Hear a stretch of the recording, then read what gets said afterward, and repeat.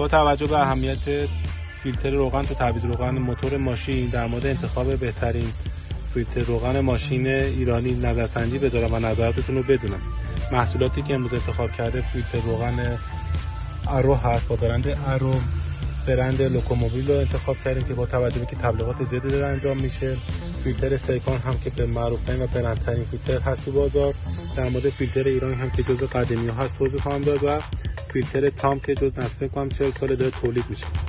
اگر از فیلتر روغن آرو استفاده کردید و راضی بودید، عدد 1، فیلتر روغن لوکوموبیل که تبلیغات زیادی هم داره عدد 2، فیلتر روغن سیکون عدد 3، ایرانمان عدد 4 و فیلتر تام عدد 5 رو بر ما بفرستید.